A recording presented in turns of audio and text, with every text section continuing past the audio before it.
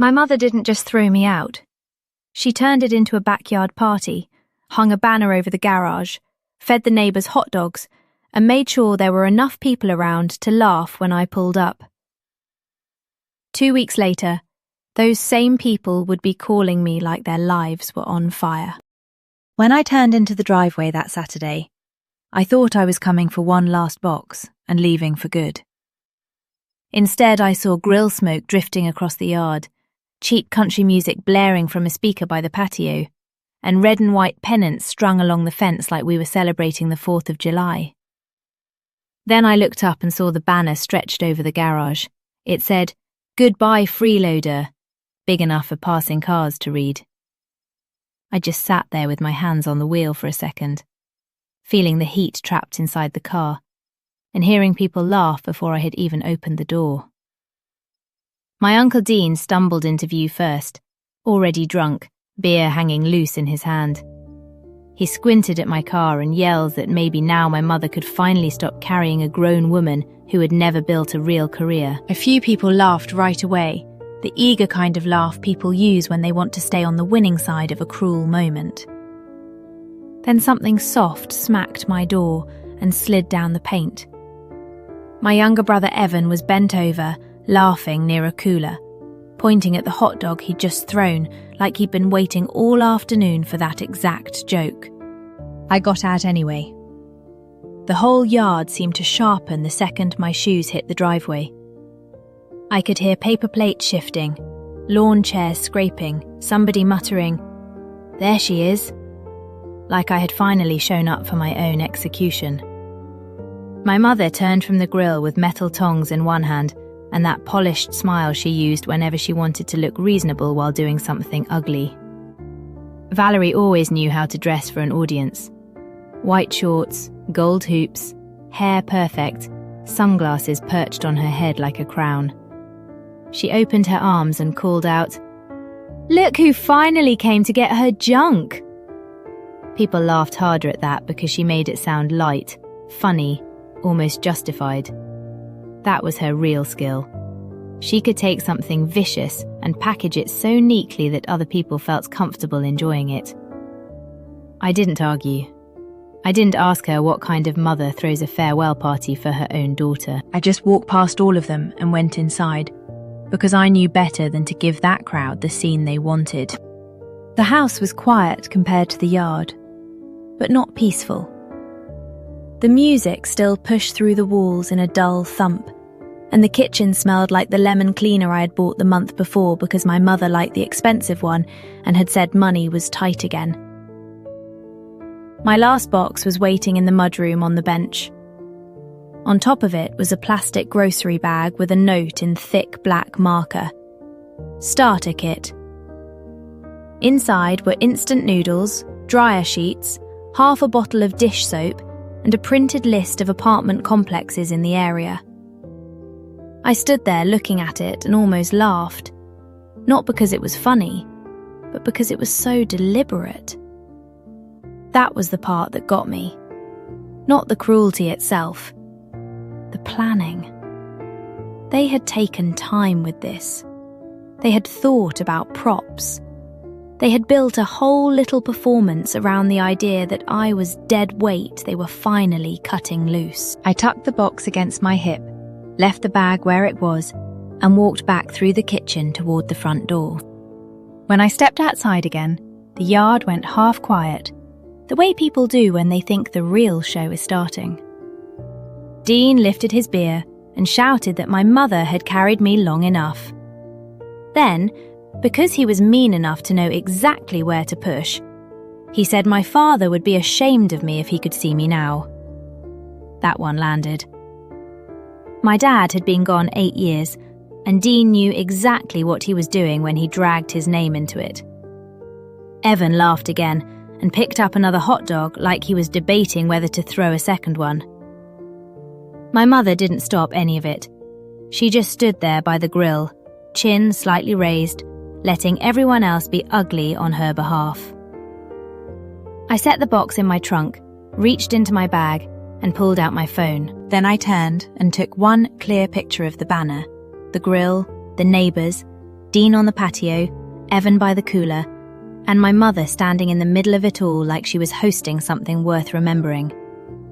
She frowned and asked, "What is that for?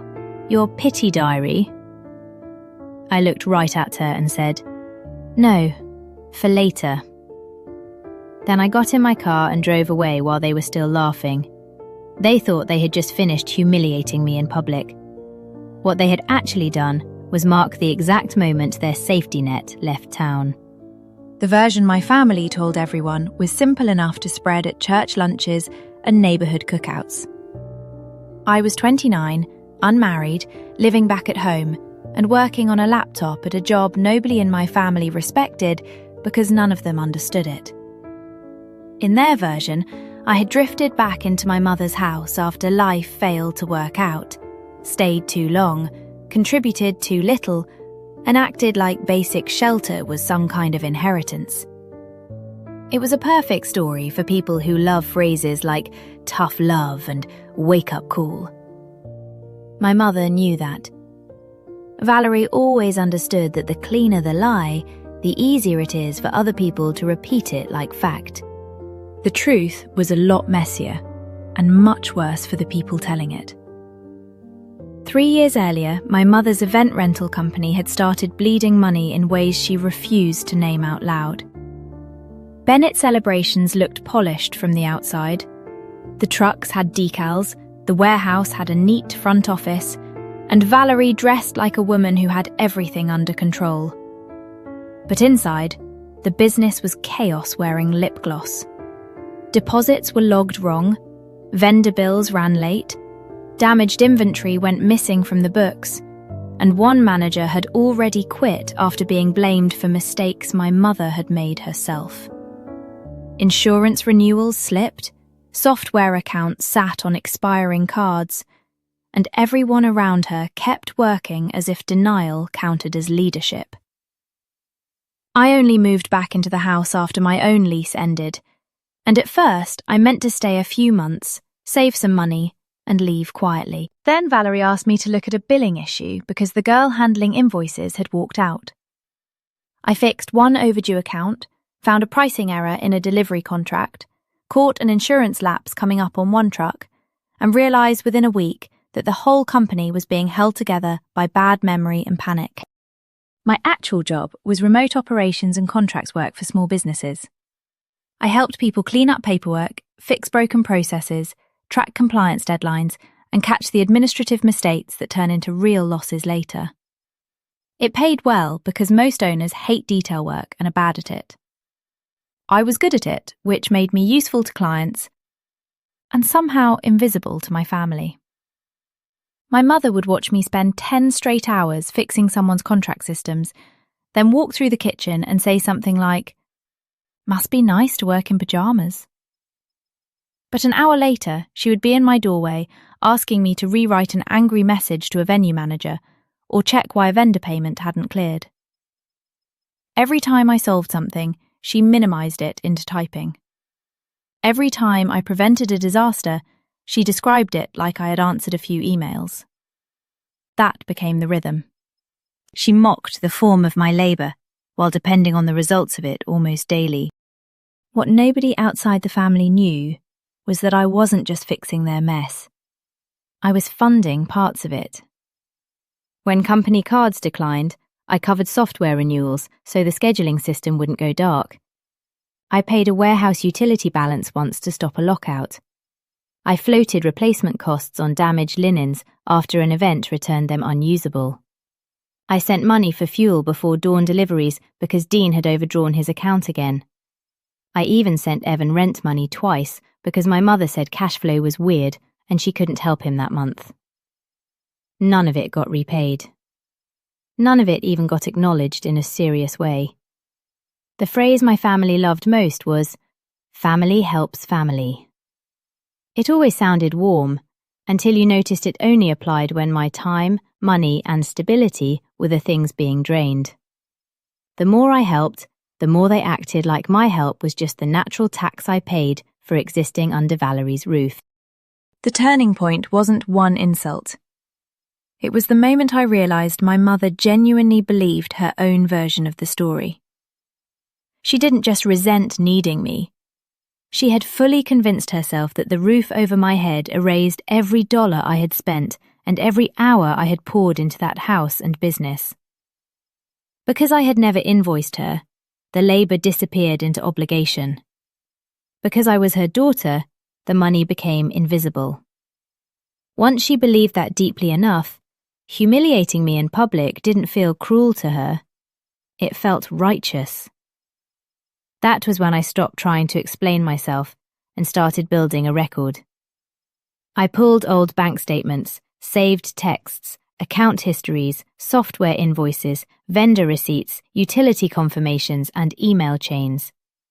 I built a timeline going back nearly 30 months. Every transfer, every emergency payment, every late-night rescue, every small favour that had actually prevented a much bigger public failure went into one file. Then I started estimating unpaid labour too, carefully and conservatively, because people like Valerie always look for one minor flaw to dismiss the whole truth. The total made me sit back and stare at my screen. Business support alone had crossed $90,000. Direct family support pushed the number much higher, and even that was still undervalued because unpaid labour disappears fast when the person providing it is a daughter instead of a consultant. Around the same time, one of my regular clients in North Carolina offered me a longer contract with better rates and steadier work. I signed before telling anyone. I found a one-bedroom apartment outside Charlotte, paid the deposit, rented a small storage unit, and started moving my things out in batches so small nobody noticed. By the time my mother cornered me in the kitchen that Wednesday morning and told me the healthiest thing for both of us was for me to be out by Saturday, most of what mattered to me was already gone. She stood there with coffee in one hand and that controlled, patient expression she wore whenever she wanted credit for being cruel in a calm voice. Then she said she loved me too much to keep enabling me, and I understood exactly what kind of performance she had planned. I let her finish that speech in the kitchen without interrupting. She talked about boundaries, growth, respect, and how no decent man wanted a woman pushing 30 and still living with her mother. Then I asked her one question. Do you want me gone, or do you want a show when I leave? The corner of her mouth lifted before she could stop it. Maybe both, she said. And that was the moment the last bit of guilt finally burned off.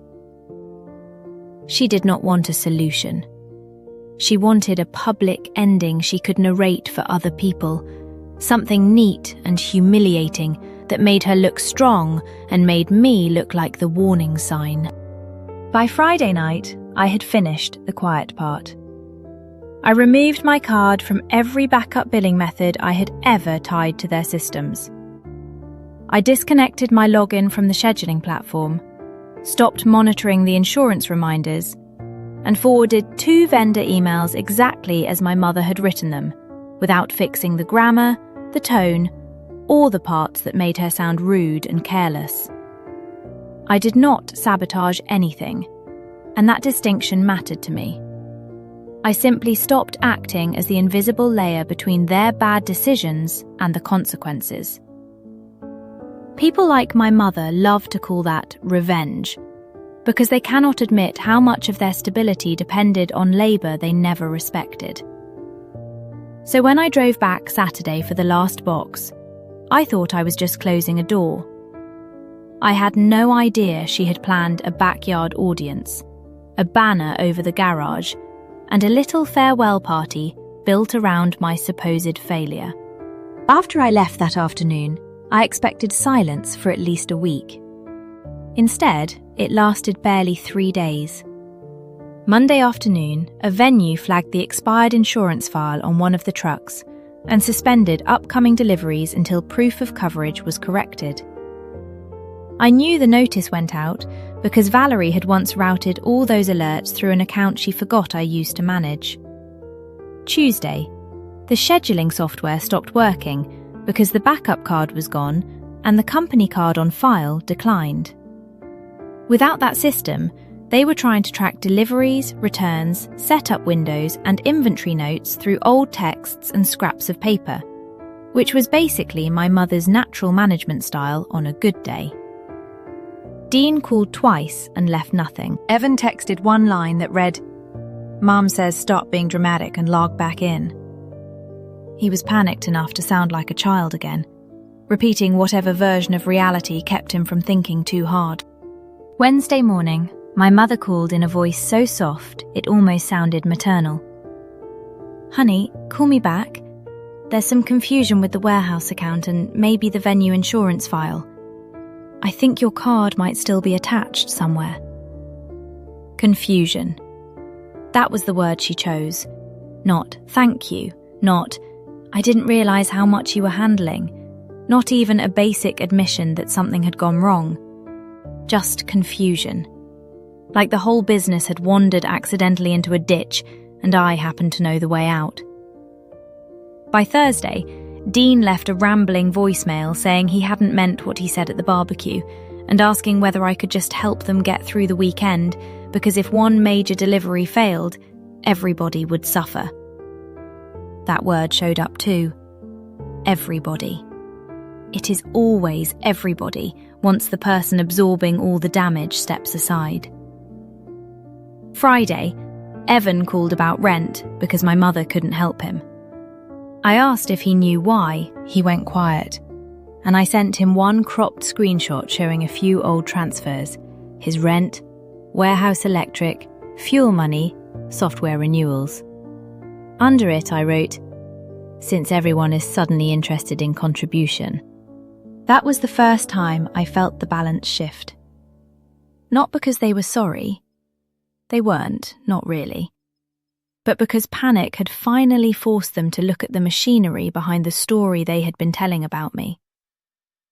My mother called 6 times before noon the next day, and by the last voicemail, she had dropped the soft voice completely. She was openly begging me to tell her what had been turned off and how fast I could fix it. "If this is some kind of lesson," she said. "Fine, lesson learned. Just call me." I didn't call. I opened my laptop, printed the full documentation packet, and started organising it the same way I would prepare for a difficult client dispute. Cover page, categories, totals, timeline, screenshots, payment records, labour estimates, and a final section showing exactly how many public disasters had been avoided because I caught them first. At the very end, I added the picture from the driveway, the banner, the grill smoke, my mother in white shorts, Dean on the patio, Evan mid-laugh. I still hadn't decided exactly how I wanted to use it until my grandmother Lorraine left me a voicemail after church, telling me bitterness would poison my spirit. She said my mother may have spoken harshly, but she was under pressure. She said keeping score after giving was ugly and unladylike. I called her back and told her, "Generosity doesn't keep score. Accounting does." She inhaled like I had slapped her. An hour later, Evan texted me 2 words. "Talk now." I replied with one line. "Monday, noon, public place." My mother answered almost immediately and said, "Home." The speed of that reply told me everything. She still thought private walls gave her the advantage. I wrote back, "No. You wanted an audience when I left. You can have one when you ask why." We met Monday at a diner off the interstate where truckers ate breakfast all day and nobody cared if a woman looked like she hadn't slept.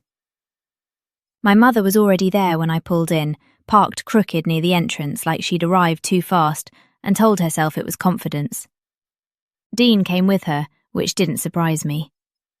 Men like him love cruelty when the room is tilted in their favour, but the second real consequences show up, they want to stand close to someone else and pretend they're part of the solution. I walked in carrying the packet in my bag and saw both of them sitting in a booth without food, without coffee, without even the performance of being casual. They looked like people waiting on test results. I slid into the booth across from them, pulled out the packet and set it on the table between us. My mother frowned at it like paper itself had offended her. "What is this?" she asked. "The difference between your story and mine," I said. She opened it with the kind of confidence people have when they expect emotion and get evidence instead. That confidence lasted maybe 3 seconds. Her eyes dropped to the first total and snapped back up at me so fast it looked like the number had hit her in the face. Dean leaned over, scanned the page, and muttered something under his breath that sounded like a prayer from a man who had just realised the joke had gone too far. I had laid everything out so there was nowhere to hide inside it. Dates, transfers, invoice copies, software renewals, utility payments, vendor deposits, screenshots of texts asking for help, notes on missed deadlines I had corrected before clients saw them, and labour estimates for all the work I had done fixing the mess nobody wanted to admit existed. My mother flipped to the next page too hard and said the numbers were inflated.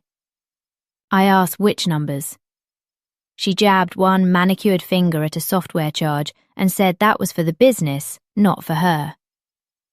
"Right," I said. "Your business." She turned another page and said the fuel money for Dean had only been temporary. I said it had happened 3 times in 3 months. Then she hit the labour section and tried to call that subjective. "It's conservative," I told her. "If I billed standard consultant rates, it would be a lot higher."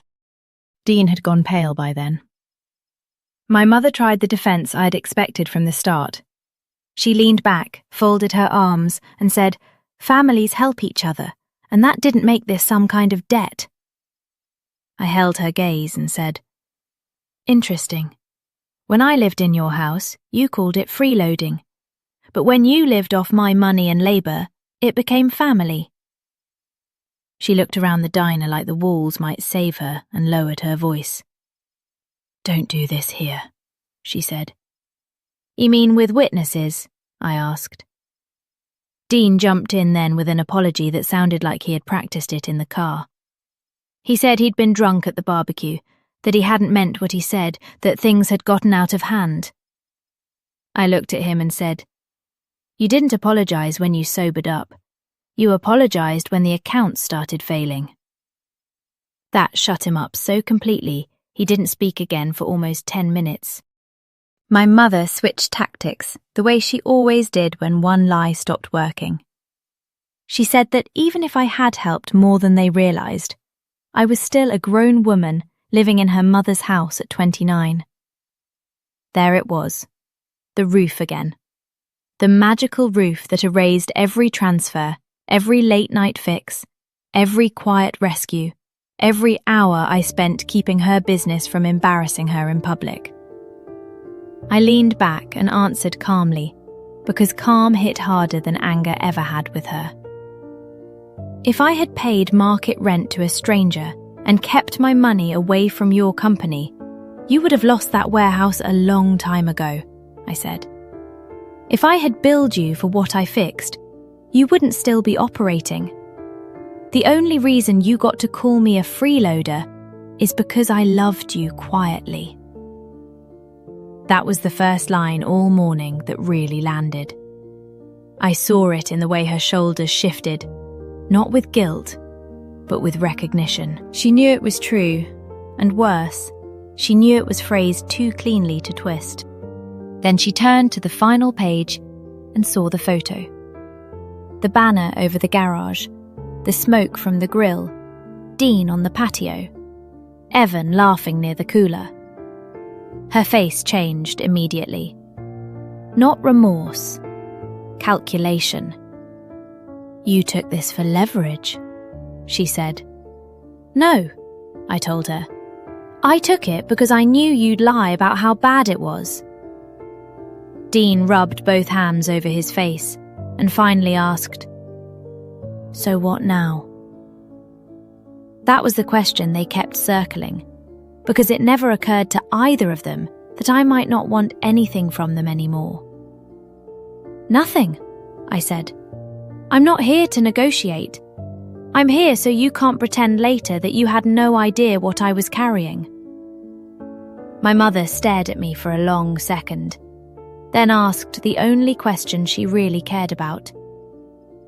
"How much of this can you turn back on?" And just like that, there it was. Not, "Are you okay?" Not, "We were wrong." Operations, systems, function. The whole truth of her in one sentence. I answered her honestly, because by then, honesty felt cleaner than revenge. I told her the warehouse account could stay open if she paid it that day.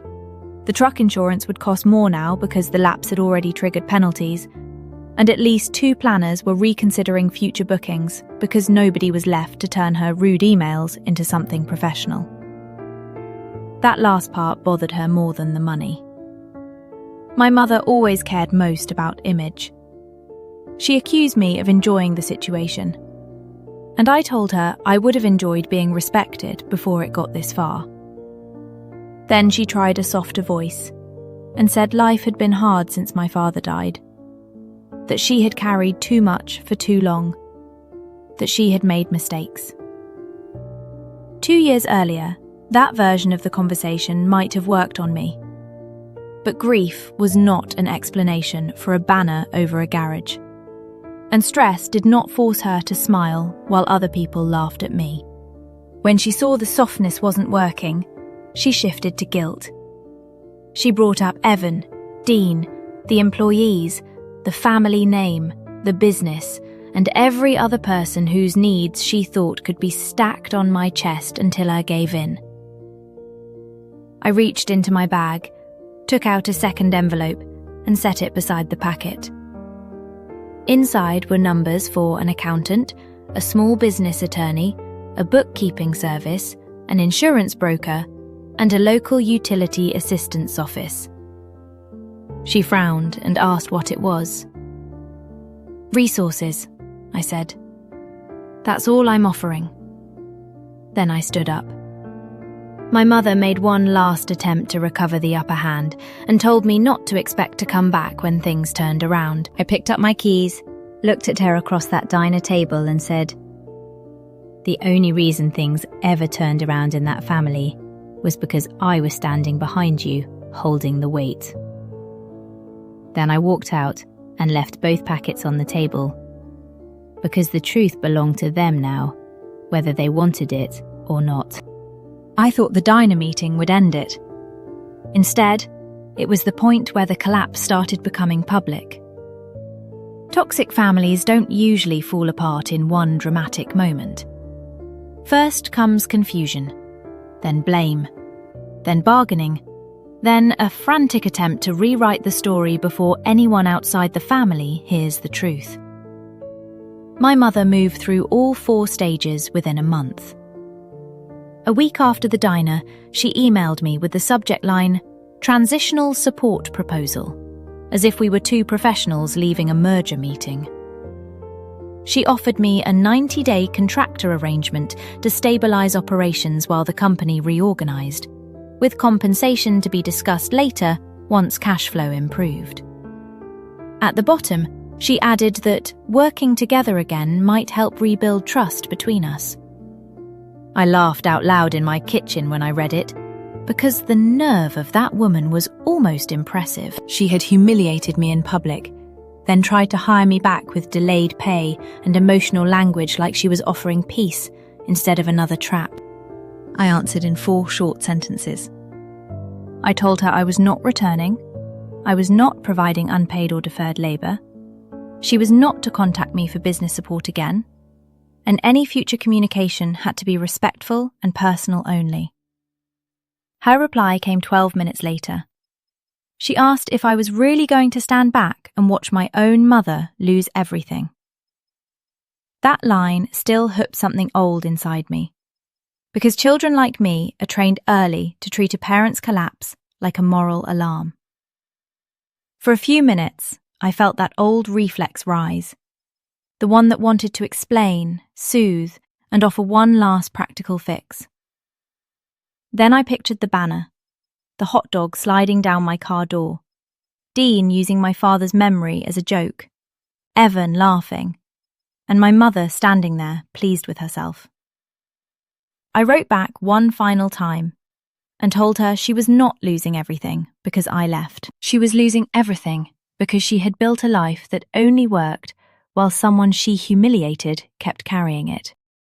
After that, the fallout came through everyone except her. My grandmother mailed me an old casserole dish I had left behind years earlier, wrapped in newspaper with no note, like returning one piece of kitchenware restored the balance of the universe. Evan started texting me updates I had never asked for. The warehouse account was being renegotiated, one truck had been pulled from use, a wedding planner had reduced bookings after 2 setup errors, and one warehouse employee had quit because he was tired of being blamed for inventory mistakes nobody had tracked properly. I read the messages and set my phone down every time. For the first time in my adult life, their emergencies did not automatically become mine. That silence felt unnatural at first, almost dangerous, because when you grow up in a family like that, peace can feel like neglect until your nervous system learns the difference. About 2 months later, Evan showed up at my apartment in North Carolina without warning. He looked tired in a way I had never seen on him before, like somebody had stripped all the swagger off him and left only the part underneath that had been scared for years. For the first few minutes, he did what everyone in my family always did when the truth got too close. He circled it. He said Mum was under pressure. Dean was making everything worse. Grandma Lorraine kept saying the house felt cursed, and nobody knew how things had gotten so bad, so fast. I let him talk until he ran out of softer words to hide behind. Then he finally looked at me and said, "I was awful to you." No speech, no tears, no performance. Just the sentence. He admitted he had known I was doing more than anybody said. He also admitted that mocking me kept the attention off him, and that as long as I stayed in the house, I absorbed most of our mother's disappointment, anger, and blame. Once I left, there was nowhere for that poison to go except the rest of them. I asked him if he had ever actually believed I was freeloading, and he looked down at his hands and said no. He knew better. He had just decided it was easier to keep pretending. I let him sleep on the couch for one night, and in the morning, he left early for a job interview and texted me later to say thank you. It was the first clean thank you I had ever gotten from him, with no request attached to it. My mother never gave me a real apology. What she gave me instead were fragments, which told me more than a polished speech ever would have. The business kept slipping. The warehouse had to be renegotiated. One truck stayed sidelined after the insurance mess, and planners started pulling back once they realised how much of Valerie's professionalism had always depended on somebody else cleaning up behind her. A few months later, she called me from an unknown number and opened with, "I'm not calling about money," which told me she knew exactly what I would expect from her by then. She said she had found one of Dad's old recipe cards in a kitchen drawer and thought I might want it. That was the first time in years she had offered me anything that wasn't wrapped around a demand, and even then it felt careful, like she was trying to reach for decency without admitting what had happened. There was a long pause before she asked if I really thought she was that cruel. I could have answered that question 10 different ways. I could have brought up the years of minimization, the barbecue, the banner, the way she let other people laugh at me because it strengthened her position. Instead, I said one sentence. "You hung it over the garage, Mum." She went quiet after that. 4 days later, the recipe card arrived in the mail. It was my father's chili recipe, written in his slanted handwriting on an old index card, and at the bottom he had scribbled, "Less salt if Valerie's in one of her moods." I laughed so suddenly I cried. Then I put it in a frame and set it where I could see it from my kitchen. My life got better in all the boring, solid ways that actually matter. One client contract became 2, then 3, then enough referrals that I formed an LLC and tightened every boundary I used to ignore.